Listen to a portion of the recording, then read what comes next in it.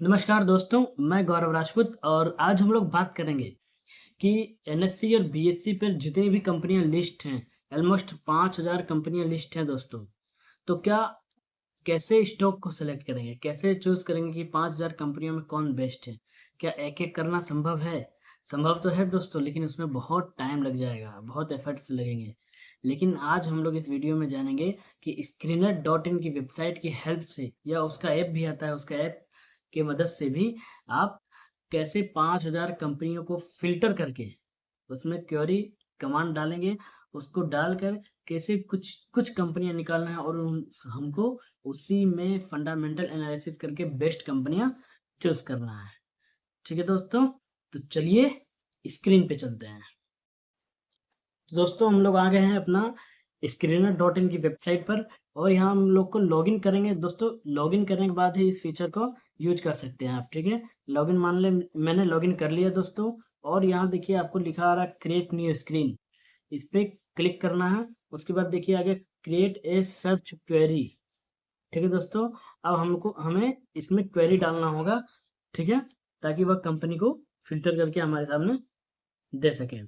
तो हम क्वेरी में डालते हैं कि जिस कंपनी को मैं एनालिसिस करना चाह रहा हूँ उसका डेप्थ टू इक्विटी लेस देन, यानी कि 0.25 से कम हो। 0.25 से कम हो। और लास्ट में लिख देंगे दोस्तों एंड। एंड हमें सब क्वेरी में लिखना होगा, लास्ट वाले को छोड़ के। ठीक है दोस्तों, और दूसरा हम डाल देंगे हमारा जिस कंपनी को हम एनालिसिस करना चाह रहे हैं वह उसका रिटर्न ऑन कैपिटल एम्प्लॉयड 20% से ऊपर होना चाहिए। तो यहाँ डाल देंगे हम लोग रिटर्न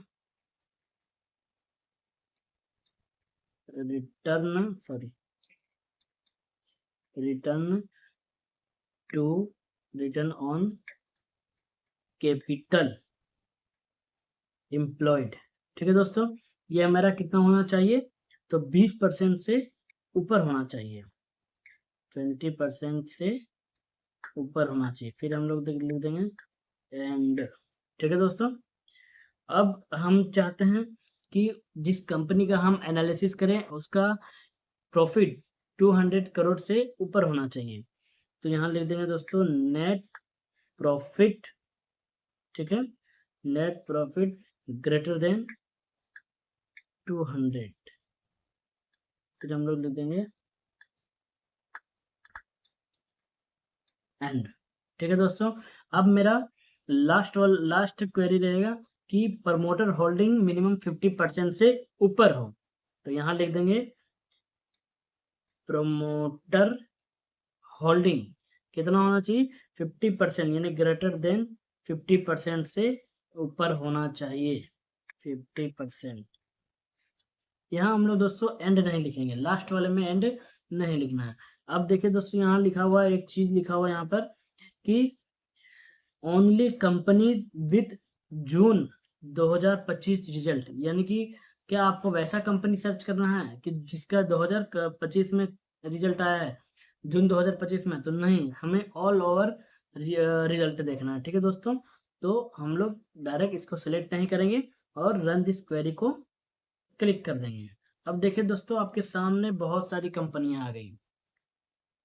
देखिए बहुत सारी कंपनियां आ गई जो हमने कमांड डाला, जिसका डेप्थ टू इक्विटी देखिए आपके सामने सब कुछ है। देखिए आरओसी हमने कमांड डाला था कि मेरा आरओसी होना चाहिए 20% से ऊपर। तो देखिए टीसीएस कंपनी है, इसका आरओसी 20% से ऊपर है। डेप्थ टू इक्विटी हमने डाला था कि 0.25 से कम होना चाहिए, जो आ गया। हमने प्रमोटर होल्डिंग एक डाला था कि प्रमोटर होल्डिंग मेरा होना चाहिए 50% से ऊपर। तो देखिए यहाँ प्रमोटर होल्डिंग है दोस्तों ये, और यहाँ देखिए 71.77 है।